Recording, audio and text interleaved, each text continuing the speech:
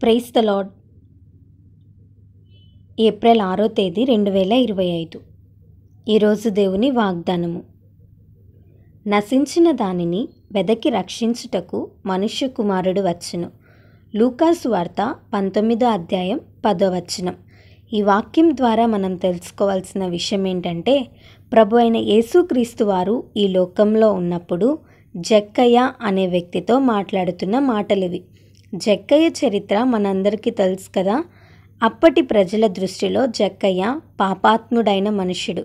కానీ యేసు ప్రభువారి దృష్టిలో అతడు అబ్రహాము కుమారుడు. ఆ క్షణము జక్కయ్యలో కలిగిన మార్పు ఎంతో ఆశ్చర్యంగా ఉంటుంది.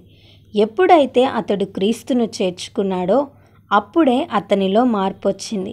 4 గంటలుగా తిరిగి చెల్లించాడు. తన ఆస్తిలో సగము బేదలకిచ్చాడు. ఇక్కడ జక్కయ్య మారు మనసుకు తగిన ఫలాలను ఫలించాడు.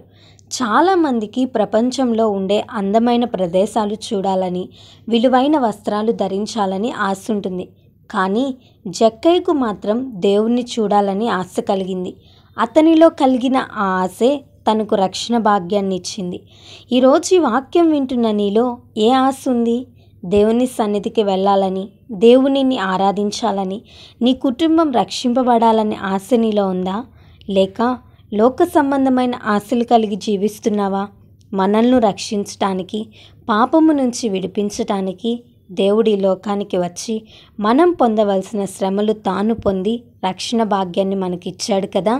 కేవలం రక్షింపబడ్డామని చెప్పుకోవటం మాత్రమే కాదు, దేవుడిచ్చిన రక్షణకు తగిన జీవితాన్ని మనం జీవించాలి. ఇంతవరకు లోకాస్తులతో జీవించావేమో, ఈ రోజు నుంచైనా దేవుడు నా కొరకే ఈ లోకానికి వచ్చాడు, నన్ను పాపం నుంచి రక్షించటానికే శిలువ మరణం పొందాడని గ్రహించి జక్కయ్య ఎలా అయితే దేవునిని చూడాలని ఆశ కలిగి జీవించాడో నీవు కూడా దేవుని సన్నిధిలో వర్ధిల్లాలని ఆశ కలిగి జీవించు.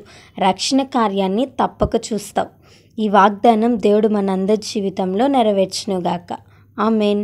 ఈ వీడియో మీకు దీవెనకరంగా, ఆశీర్వాదకరంగా అనిపించినట్లయితే లైక్ చేయండి, షేర్ చేయండి, కామెంట్ చేయండి, సబ్స్క్రైబ్ చేసుకోండి. మీ ప్రార్థన అవసరతలను మాకు కామెంట్ రూపంలో తెలపండి. మీ కొరకు తప్పక ప్రార్థిస్తాం. God bless you.